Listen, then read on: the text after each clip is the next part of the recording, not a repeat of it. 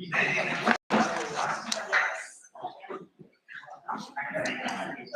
going to go ahead and call the meeting to order.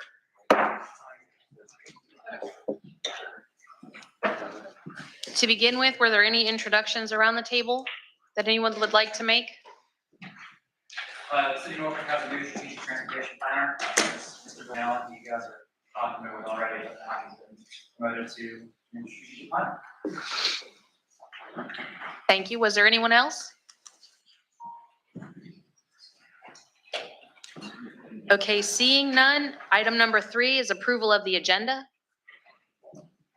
Madam Chair, I do have an addition to the agenda this morning. I'd like to add agenda item number 7S.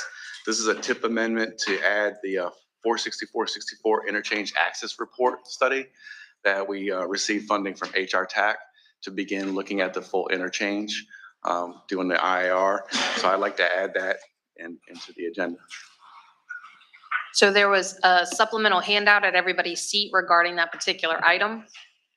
Are there any particular questions before we move forward with a motion to approve the modified agenda?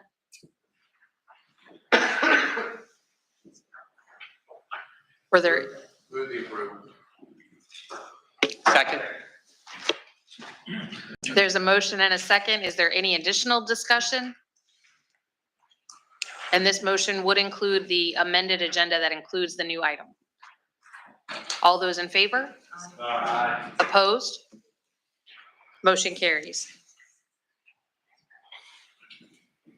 Item number 4 is the public comment period. Was there anyone present that would like to make public comment for the meeting? Seeing none and having received no submitted public comments in the agenda package, we'll move on to item number 6, which is comments and updates from our agencies and partners. VDOT. Yes, Madam Chair. I did have one item I wanted to update the group on. Last week, our Commonwealth Transportation Board approved the Bowers Hill Interchange Alternative C, preferred alternative, to move forward with NEPA.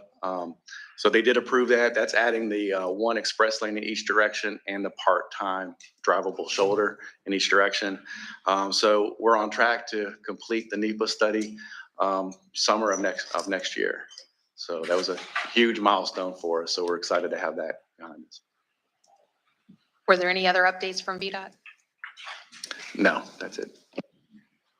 DRPT, someone here? Federal Highways? We're moving right through the list. The port? And our military partners, the Navy? Also not represented at the moment. I believe they are watching online, but I'm not aware of any comments. So we move on to item number 7, which is approval of the consent items. Now we have made a modification to the consent items. Is there any discussion on the consent agenda? Madam Chair, this is a question. Could we get maybe an explanation for some of these TIP amendments? Was there anyone in particular, or would we just like VDOT to go through them? Well, I can say that for most of them that are active transportation, they were grouped. They were grouped in the TIP, and GPO staff has requested that they be ungrouped. So now they just have to be added individually.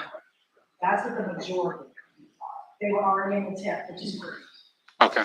All right. Thank you. I don't know if you need any of the other ones. No, that's sufficient. Thank you. We do have a comment for agenda item 7B. There's going to be some minor modifications to it. I talked to Kathleen and we're going to work through it before it goes to the board. Okay, so for item B, we're going to adopt it as it is in the agenda for now, and there might be modifications before the TPO board meeting. Is that correct? Yes. Okay, I would like to remind everybody to just make sure you're turning your microphone on as well, so that they can make sure to pick it up online and for the recording. Paul? Jamie, could you just sort of clarify what's going on with our Kroger Road run? I don't know what that is. Buddy. Yeah. That would be item C. Yeah. What has that been doing? Madam Chair, I believe this is just revising the estimate and schedule. So it's updating the schedule and estimate based on the latest revision that we've hopefully it's shared with you. All right, we'll chat after the meeting, but yeah, it's the latest estimate. Were there any other questions or comments on the consent agenda items? Madam Chair. And I'm not sure exactly who to direct this to, but could someone please address the issue of grouping versus ungrouping? It's been a long time since we've really addressed that. What does that do to take a group of projects and put them individually in the TIP versus being as a group? Right I can now- answer that. You can answer, go ahead. Yeah. Go right ahead. Can all hear me? Always, I don't need the microphone. In my presentation this morning, Robert, I'm going to actually I have a slide or two on grouping versus ungrouping, what is, what isn't, and why. We can get into that in a little more detail when we do my presentation. You're welcome. Okay, I think at this point, we're ready for a motion. So moved. We have a motion. Is there a second? Second. We have a second from Portsmouth. Any discussion on the motion? Any more discussion on the motion? All those in favor? Aye. Opposed? Motion carries. Moving on to item number 8 is discussion on the socioeconomic forecast. It had been previously presented to everyone. I think Greg has a couple more comments to add, and then they'll be asking for action.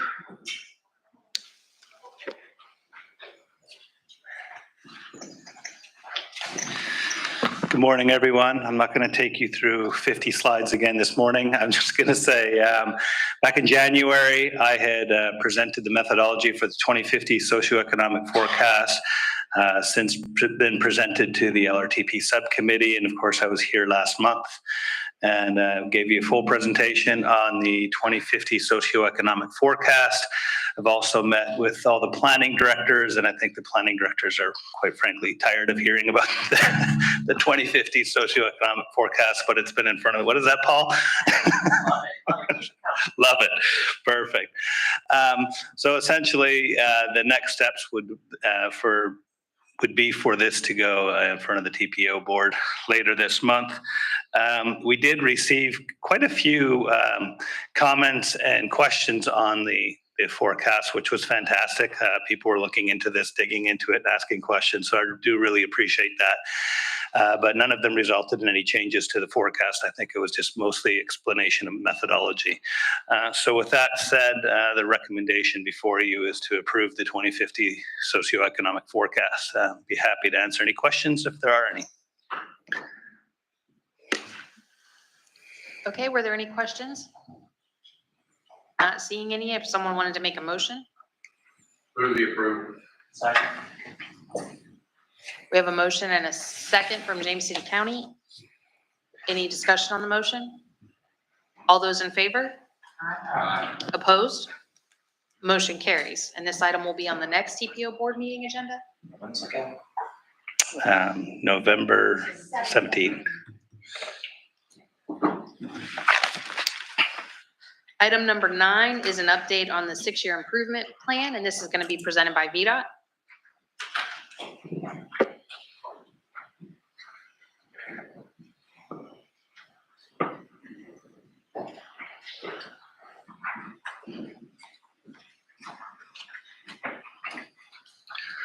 All right, good morning again, everyone. As y'all are aware, the Commonwealth Transportation Board, our CTB, approved the FY 23 to 28 6-year improvement program back at their June meeting. Last week, they actually approved a revision to that 23 to 28 program. So today, I wanted to walk through that with you and go over a few highlights and an overview of what they did to revise the program.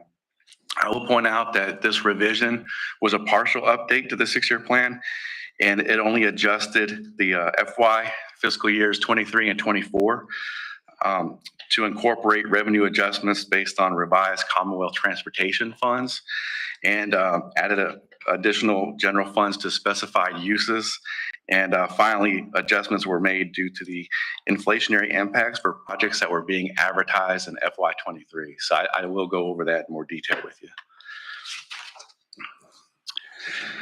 So for the Commonwealth Transportation Fund, what you see here is on the chart on the left side, we made some revisions to what we had projected based on actual numbers. So you'll see the top column, we had a $92.7 million reduction based on actuals compared to the mid-session update that was done back in February. We also updated the retail sales and insurance premiums based on actuals that for FY22 that we've actually received. So fortunately, we did add, you'll see here, 55.3 and $6.5 million for retail sales and insurance premiums. And then I think we talked about before about the grocery tax elimination assumption. We would try to be conservative with what we applied to our program in June. We made an assumption that would start in July of 22, that tax elimination, when in fact it's starting in January 2023. So we're now able to add $65.3 million back into the program for CTF funding. So all in all, we have a total adjustment of about $34.4 million. The chart on the right side shows the different categories, the distribution categories for the Commonwealth Transportation Fund and how that was applied. So I'll go into a little bit more detail here in a second. Also, what we did with this revision is we applied some general fund commitments to transportation that was made by the General Assembly in the adoption of their budget. So if you look to the column, second column from the left, you'll see we had $115.8 million that was committed to transportation based on the FY21's general fund surplus, which was approved by the CTB at their January 22 meeting. Throughout the budget negotiation process, those commitments changed by the General Assembly, which is now being shown in the third column from the left. Then we applied, of course, to FY23 and 24 commitments shown in the subsequent two columns. So what you'll see in this chart is the approved budgets included $30 million for the Mid-Atlantic Regional Spaceport. We had $79 million that was approved for regional multi-use trails. There was $470 million approved for the I-64 gap improvements, which of course between exit 205 and exit 234. Also, there was $10 million that was allocated to Nemo Parkway in Virginia Beach. You will note here that the air terminal interchange, there was a proposal of $20 million initially. That was stricken from the approved budget, but VDOT is currently working right now to find another means to apply that $20 million.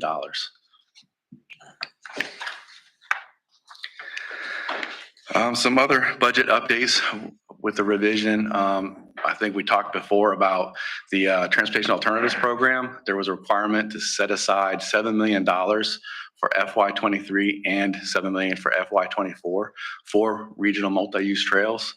That's in addition to the $29 million that was set aside and on the previous slide. So that was done.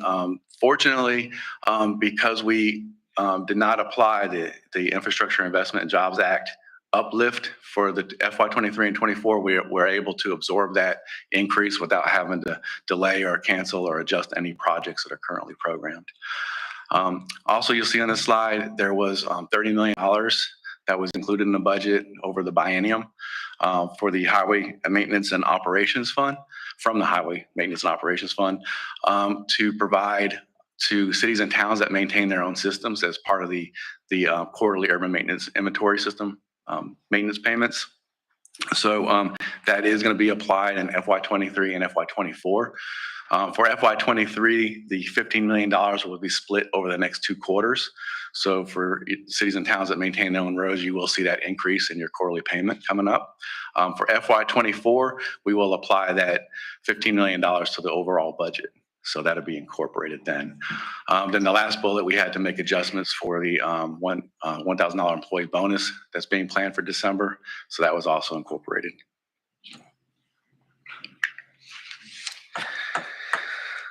So the earlier slide I showed you showed $34.4 million being available.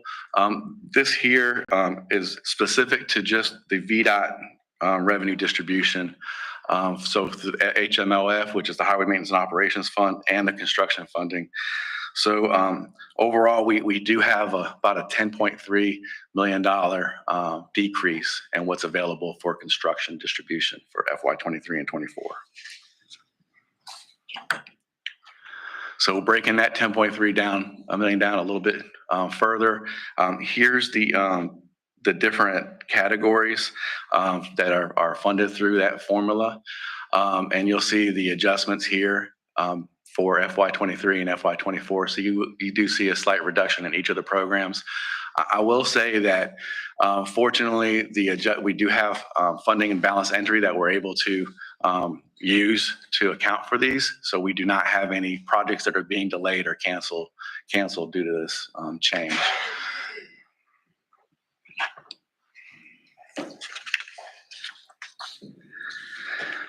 All right, so moving on to talk a little bit about the inflationary adjustments that we made. What we did is looked at all projects that are funded through formula that were to be advertised in fiscal year 23. We looked at those projects and determined whether or not we needed to make adjustments to the estimate due to unit cost and inflationary increases. We did that on both the VDOT and local programs. I know Sonia had reached out to the localities that had locally administered projects to see if you all wanted to apply the same inflationary factors that VDOT was applying to our VDOT administered projects. So we did this because we wanted to be proactive and try to get in front of the CTB to get their approval instead of waiting for award. I have a slide here in a second. Some adjustments have to go to the CTB for approval. So if you're trying to award a project, that could take several months to get in front of the CTB. So we tried to be proactive and bring this to the CTB last week. So what you see here is there were 72 projects and $26.3 million that was allocated. So I included this slide here. This just shows for smart scale funded projects. There's a sliding scale of when a project would have to go to the CTB for any estimate increases versus if it's under a certain threshold as shown here, we can make an administrative adjustment, not have to go to the CTB for that increase. So we did have 12 projects that were within the threshold and did not require any CTB action. We did have 4 projects that exceeded the threshold based on the adjustments and did require CTB action. This slide shows the 12 projects that did not require CTB action that were under the threshold. You see for Hampton Roads, we did have 1 project that was $840,000. I didn't include the 4 projects that had received CTB action since none of those were in Hampton Roads.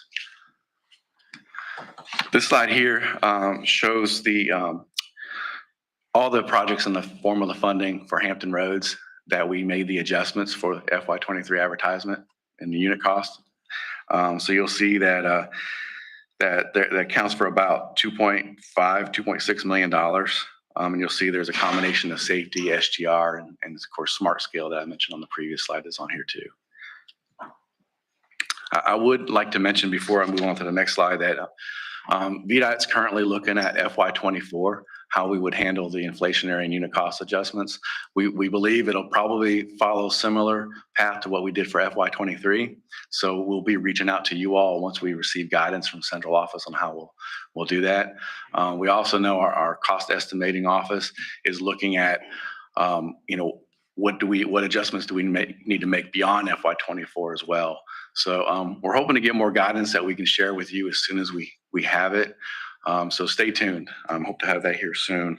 I also wanted to make a quick plug. I know Sonia sent out an email to everyone, I believe yesterday, about a VDOT statewide bid tab query system.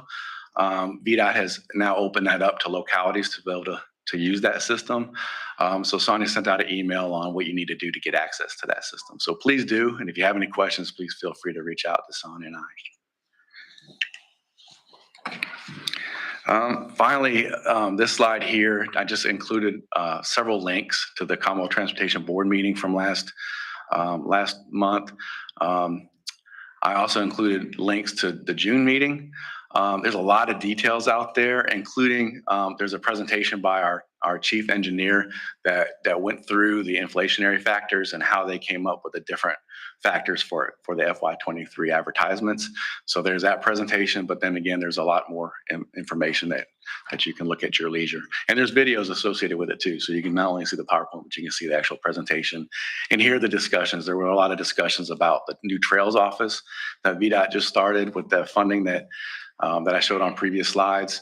I will say there's about 5 priority projects that are already incorporated into that trails office for funding. In Hampton Roads, the Eastern Shore, it has one of the Rails to Trails projects, and I know we're looking to see what we can do to get the Birthplace of America Trail included as well. So more guidance on how that office is going to interact with you all, with us at the district, and with the TPO will be coming here shortly. They're trying to stand up that office now. I did want to also say here on the slide, you'll see State of Good Repair, the local paving program application period is open, and the application deadline is December 9th at 5 p.m. So please try to get your projects in the SMART portal. And there's a link there too for more information. All right, that's all I had. I know it was riveting. Any questions that you have for me today? All right. Yes. Todd, thanks for that. I just want to make sure that any of those adjustments for the SYP don't have any implications for the LRTP. So I might have some follow-up questions. Absolutely. I can send you the list on. Thanks. Yes. Were there any other questions or comments? Thank you. All right. Thank you. Moving on to item number 10 is an update on the Transportation Improvement Program. And we're going to get this presentation from John.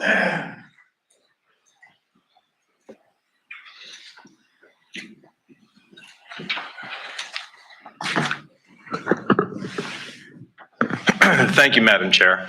This morning, I'm going to give you all an update on the HRTPO's FY 2024 through 2027 TIP. This is the development process. I'm just going to give you an update on how this goes. I know there are a lot of new faces around the table that just may not be aware of this since the last one we did was a few years ago. So hopefully this will clear it up a little bit for you. So a little bit of background on the TIP. It's a Transportation Improvement Program. This is a multi-year program. It's a 4-year program. And this is for all surface transportation projects in our MPA here in Hampton Roads. We do develop the TIP in cooperation with all of our state transportation agencies and the transit agencies and our localities and the public as well. It contains all federally funded and or regionally significant projects that do require an action from FHWA or FTA. This is just a high level. This is the regional planning, project planning process. So we get things started with Dell and her team. Our current long-range transportation plan is the 2045. And this identifies all the projects to be in the LRTP, and then from the LRTP, it moves into the TIP, which is the programming side of things, where we have a refined scope, as you see here, schedule and real money is identified. So these projects have money on them; they're going to get built or initiated, and then that moves over to the localities and VDOT oftentimes to get these projects built or started. So you must have your project in the TIP that's been approved by the HRTPO board for any of those things, as I mentioned, that are federally funded and or regionally significant. Now, this is just a higher level overview of the whole TIP development process. In reality, there are many other steps, but these are the major pieces of that. So VDOT, DRPT, and TPO and the transit agencies all get together to start working on a draft TIP list. We draw these projects from our approved and fiscally constrained long-range transportation plan. As I mentioned, it's currently the 2045. Then that draft TIP project list is reviewed by HRTPO and VDOT staff and the transit agencies. And we come up with that initial review and that initial list, which we are still working with VDOT on right now. The draft tip is produced and then goes into a 30-day public review and comment period. Final tip documents were approved by the HRTPO board, and then that document is sent on to the governor to be approved in its entirety without change. And this becomes part of the STIP, or the Statewide Transportation Improvement Program. A lot of people do hear STIP and then they hear SYIP. So STIP and I don't know how you would say that, SIP. But as Todd presented here a moment ago, the 6-year improvement program is just that. It's a 6-year program. It contains all the projects that are planned to be funded, and those must be in the LRTP as well. So our initial data review, you can see here, I know it's kind of hard to see a lot of these pieces of it, but this is our typical TIP project sheet. Many of you have seen these before if you've ever done any kind of amendment or administrative modification to our TIP. This is a project sheet you'll see here, and it has a lot of different pieces to it. Just kind of randomly chose one here. It's the Deep Creek Bridge Replacement Project. And so as you can see here, it gives an overview of the project, all the different pieces of information that we look at in this draft TIP project list to verify and make sure that it is all correct. You see allocations here, cost, expenditures, a schedule. And so some of these projects are actually in financial closure and or final vouchered. We don't typically like to keep those in our active TIP project sheets. We'll put those in an administrative section of the TIP. So it's one of the things we look at. We also look at, as you see here, the allocations, and allocations are just funding, and then planned obligations. And that's money. In other words, a contract is signed. This money is obligated to this project. This money will get spent on this project. And that's the part that VDOT is working on right now, that we hope to see that information from them to update our draft TIP project list. And that'll be in, hopefully early December. We also take a look at the CMAQ and RSTP projects. So we have a notation here for any project that is either part of the CMAQ program or the RSTP program. And we definitely want to keep track of those projects as well as many others. The next thing that we look at is projects that are part of the most recent conformity findings. And this will be as part of our 2045 long-range transportation plan. The most recent one, I believe, was August 17th of this year. So it has to be in there in order to be part of our draft TIP project list. And then this refers to the question that Robert had earlier about determining the grouped versus the ungrouped projects. So the next slide here kind of gets into that a little bit. So the draft TIP project list is divided. When you take a look at our list that we're going to try to get put up in later December for localities and the public to review, there are two lists. One is the grouped, one is the ungrouped. So kind of didn't want to get too wordy here. I tried my best not to, but this is a slide full of text. I know Victor hates that, but anyway, but to just explain a little bit. So the group projects, VDOT and TPO staff have sat down with each other over the years to determine which projects we're going to include in those grouped or ungrouped. So federal regs do allow us to have projects in our grouped categories. And if it's a smaller scale project, and really not something that would need to be called out specifically in the TIP, in other words, have a full project sheet on that, then we put it in the group. And typically these are lower dollar projects too. And a very common group project is a repaving project. There are many others. So we have three major categories in the group project. And you can see this in the back at the end of our TIP document that's available online. And the major categories are construction, maintenance, and transit. And then there are 10 subgroups or subcategories listed there as well. And so if you want a little more detail on this, if you want to look at the individual projects within those groupings, now I'll check with Todd to make sure, but I know that we did have a VDOT website or web access to what those projects are, and it has a lot more information on them within there. So Todd's checking his head, yes, so that is still there. I don't have that website, but I think it'd be a great thing to share with you all, and I'll make sure we get that out to you And then ungrouped projects, those are other projects you actually see in the TIP. Those are the ones that we individually identify from the approved TIP document.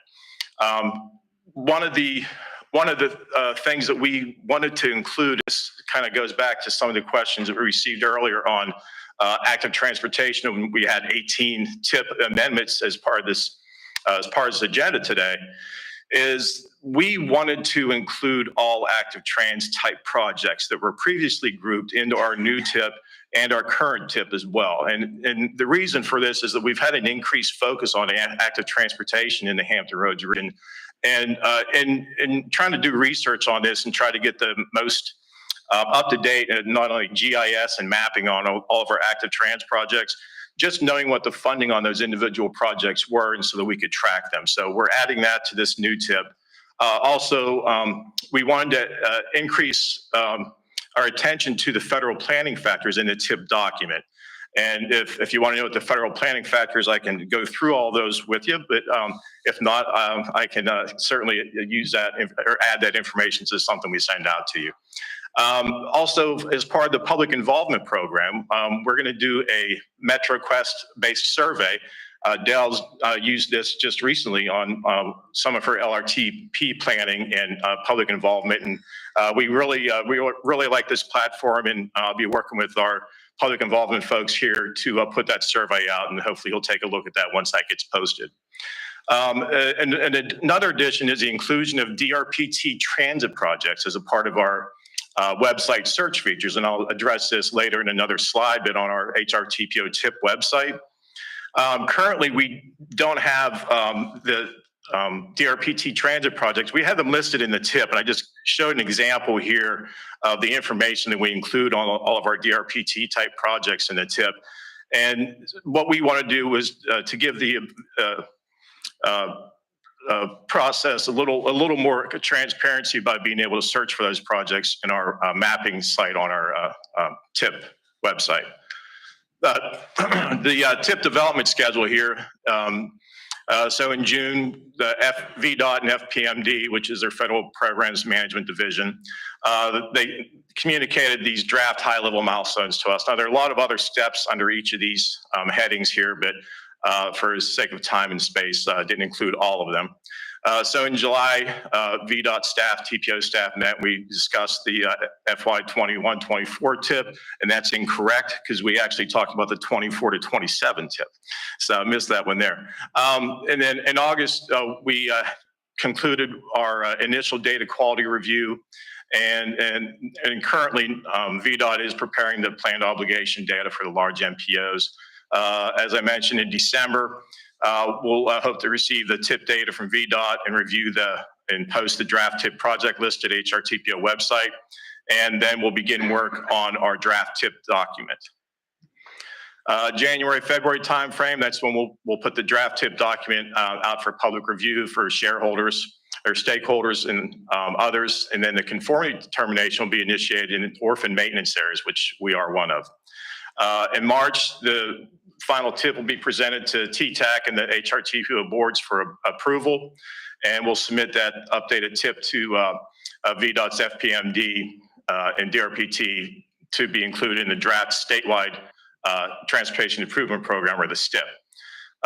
In June, FHWA, FTA, EPA finding conformity for orphan maintenance areas, and in July, compile the final STIP and submit the FHWA, FTA for approval. And our new TIP will officially begin October 1st of 2023. So this is our current 21-24 TIP, and I just wanted to point this out. This is our website. If you haven't been there before, it does have quite a bit of information. You can see there's a search feature, a project search feature, where you can, and that's where we're going to be adding in the functionality to be able to take a look at DRPT transit projects, and as well as an interactive map, so you can see the points and lines. On the map here, you can zero in on those, and you click on a particular point or line, it'll pull up that TIP project sheet that I went over earlier. So it's pretty handy little site, and we'll be updating that as well for the new TIP. And if any questions on the TIP, please give me a yell, or Kathleen over here. I know many of you work with her over the years on updates and amendments and administrative modifications. So that's pretty much all I have for now. Thank you, John. Were there any questions or comments? Yes. Yeah, Madam Chair, this is a question. John, you mentioned earlier that there were some federal standards that were being, I guess, adhered to in the new. The planning factors. Oh, the planning factors? Yeah. What are those again? Well, I can call them out for you. It's to establish a setting for effective regional decision-making, evaluate transportation alternatives, which we certainly do, maintain a fiscally constrained long-range plan, develop a fiscally constrained TIP, and involve the public in the transportation planning process. And so those are some of the things we like to address and address them deeper for each TIP that we do. Thank you. You're welcome. Were there any other questions? So, John, just for clarification, so moving forward for new active transportation projects, are you saying that this is just a reporting change for clarity, or are you saying substantively new projects for active transportation won't be considered grouped projects anymore, but would need to be submitted separately and sort of stand on their own? This is the reporting. In other words, we are going to include those details as part of our TIP that weren't previously. So these aren't necessarily new projects. And will continue to be considered consistent with the LRT. Correct. Based on its group status and not on. Okay. Correct. Were there any other questions or comments? I just wanted to make a suggestion for TPO staff that perhaps in the consent items on the agenda or possibly in the agenda item report, that if we just added a couple of words explaining what the TIP amendment was for, whether it's an estimate update or whether it's a schedule update or whether it's a grouping or ungrouping, just one or two words might actually add a lot of clarification to the consent agenda items versus some of the questions that we had earlier today. Okay. We'll talk about that. We'll see what we can do to make that more clear. Was there anything else? Thank you. All right, thanks.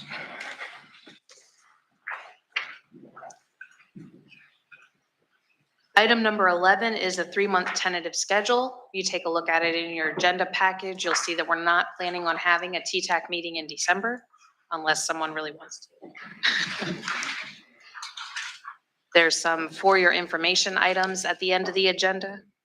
And then there's the announcement section. One of the clarifications I was going to ask for is I received a notice that the traffic's meeting was canceled for today. Is that correct? Yeah, that's correct, Madam Chair.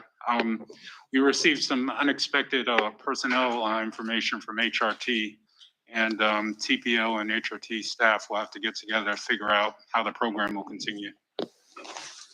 So that item in the agenda will be canceled for today. There's also TPS meetings coming up that everybody should just make note of. Those will be important programming and allocation meetings. Did you want to say? Yeah, and that meeting date I had reported previously was originally scheduled to be December 16th. So if you've already added that to your calendar as the 16th, just make note of that change. It is going to be on the 9th, same place, same time. And then I also had another, just a quick announcement, if you don't mind, Madam Chair, is we talked about the TIP amendments. And as you see on this agenda, we had 18 of them, Kathleen. A lot of work goes into those. And one of the things that we want to do is just kind of make sure everyone knows the guidelines. I know most of you do, but as I mentioned earlier, we have a lot of new faces around the table. So we have on that TIP website that I showed in my presentation, our TIP update calendar. I know VDOT's well aware of this in most of the localities, but some folks don't. So please take a look at there when we need to have your TIP information for any amendments moving forward. And then a very important piece of that is to make sure that you do coordinate with VDOT on all aspects of any of the updates, as you mentioned, be it a transfer, revision, group, ungroup, any of those things. We need all that information in order to do an appropriate update. So that's all. Thanks. Were there any other announcements that anybody wants to make? Any other updates? Any old or new business to come up? Madam Chair, got two quick items. Number one, I want to say thank you to the staff for bringing the snacks back this morning, the fresh fruit and all. It's very nice. I think it's been 2 years since we've had that, so it's very nice to have everybody back around the table and have that. And it certainly would be nice to see the sausage biscuits again. But thank you very much to staff for that. The item that I did want to bring up for consideration this morning, and it's not an item for action at this point. Several of us attend the TPO meetings every month. Just a couple of weeks ago at the TPO meeting, then an item came up and was discussed by TPO that totally bypassed this committee. And I and several others were kind of taken aback by that. It had to do with, there was a recommendation from staff to consider taking our RSTP money and make it available to be used on the interstate system. That was a decision that was discussed by all many years ago. And we collectively made a decision to not utilize RSTP funds on interstates because the interstate system would suck all the money up. I was a little shocked, if nothing else, by the fact that that went straight to the TPO board and bypassed our committee. But I would think that is certainly something staff needs to bring back to this committee. We should be advising the TPO of what we think the impacts would be if our RSTP money were to get siphoned off to the interstates and not available to do the things that we've been doing with it for many years. Thank you for bringing that. I apologize that it felt like we were bypassing this committee. And John, I know you've turned your mic on. I'm sure you'll have something to add. I think when we, in October, unfortunately, with the conference and stuff, we weren't able to come here. That's why I think we mentioned that this would be coming up at TPO. We will be sure to be one of the projects that has been submitted is an interstate project. And when we looked at the guidelines, it was not very clear. We just didn't want to evaluate it without bringing it to our attention, and the timing didn't work out, but we will be sure to make this committee be in the loop before it goes to the TPO. We try our level best to just, the timing worked out that way. John, did you need to add in? Yeah, and that's pretty much in a nutshell, but I presented to the board this piece of the CMAQ RSTP guide update. And that wasn't anything that we had any feedback on at the time. And we had a project that was submitted that was for interstate highway project. And in our guide currently and still, what it says is that substantial RSTP funds are not to be used for interstate projects. Now, different members of our staff read that different ways. And so what I was seeking was clarification on what that means. I gave some options, get rid of this line altogether, do not allow RSTP funds, keep that line in the guide unchanged, or put a number or a percent to it. But the board didn't seem to be interested in looking at that. The conversation went in the direction of, do we even want to have staff score this project? And that was what happened there. That our intent was to clarify our guide and that item in the guide. So that didn't happen. I wish we did get a clarification on that, and hopefully we will in the future. But that's where it stood. The federal guidelines do not prohibit that. But as a body, and this happened before I was here, that change to the guide was made to make sure that substantial funding was not used, or RSTP funding was not used.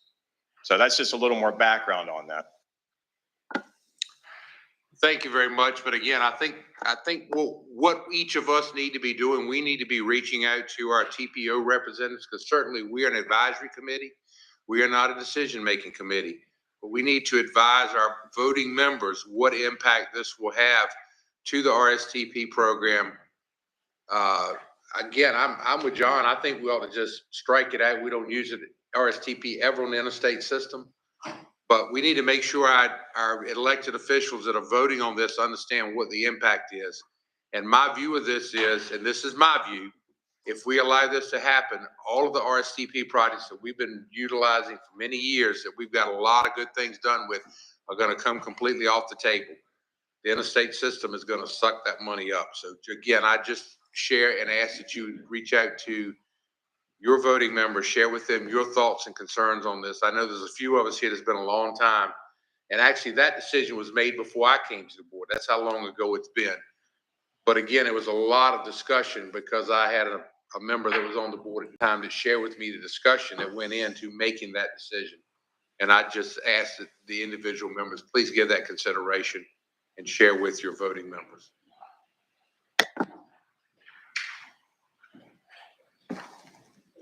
Thank you for that discussion. Was there anything else under old or new business anyone would like to bring up or discuss?